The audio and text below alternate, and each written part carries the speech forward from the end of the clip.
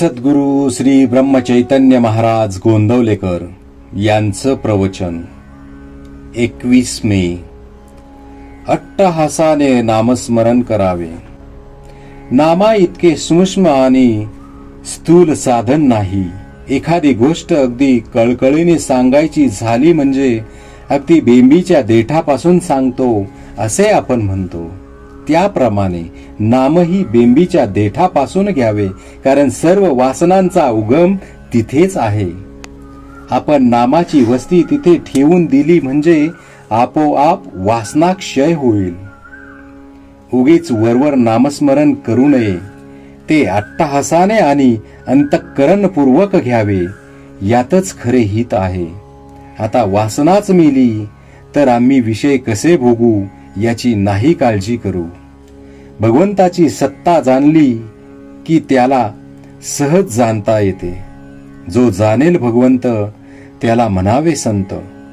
आपण खेड्यात गेलो की तिथले सभ्य आणि प्रतिष्ठित कोण याची चौकशी करतो. पाटील आम्हाला दिसतो, लोक सांगतात म्हणून आम्ही त्याची भेट घेऊ शकतो. पण परमात्मा निर्गुण निराकार, त्याची ओळख कशी करून घ्यावी कळत नाही. आम्हाला कळत नाहीत त्या सर्वच गोष्टी आम्ही कधी खोट्या मानतो का? आपल्याला असणारी तळमळ ही भगवंताची म्हणजे पूर्णत्वाची तळमळ आहे. नास्तिकाचा सुद्धा पूर्णत्वाकडे ओढा असतो. तेव्हा या तळमळीला भगवंत हेच औषध आहे. कोणतीही गोष्ट तळमळी वाचून चांगली होत नाही. प्रत्येक जीवाला तळमळ आहे खरी, पण ती कशासाठी हवी ते चुकले. ती तळमळ विषयाकडे गेल्याने जीवाला खरे समाधान मिळत नाही. आपला जन्म वासनेत होतो म्हणून वासना तृप्तीची तळमळ स्वाभाविक लागते. तिकडून काढून ती भगवंताकडे लावणे यात माणसाची खरी कर्तबगारी आहे. काय केले तर मी भगवंताचा होईन अशी तळमळ लागावी.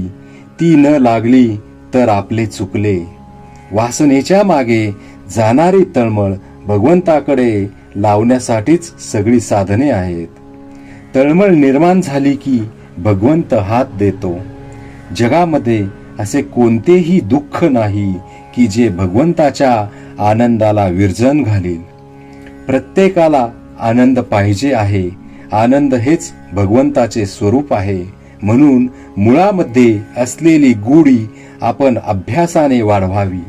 भगवंत जर आपले मूळ स्वरूप आहे तर मग त्याचा अभ्यास करण्याचे काय प्रयोजन? तर त्याचे कारण हेच की आपल्याला भगवंताची विस्मृती झाली आहे. भगवंत हा प्रेममूर्ती आहे. म्हणून मंदिरात जिकडे तिकडे प्रेम भरून टाकावे. दुसरा काय करतो हे न पाहता आपण काय करायला पाहिजे याचा अगोदर विचार करावा. भगवंताचे नाम घेणे हे ज्ञान होण्याचेच लक्षण आहे. भगवंताकडे लक्ष लागले की आत्मज्ञान आपोआप होते. श्रीराम जय राम जय जय राम.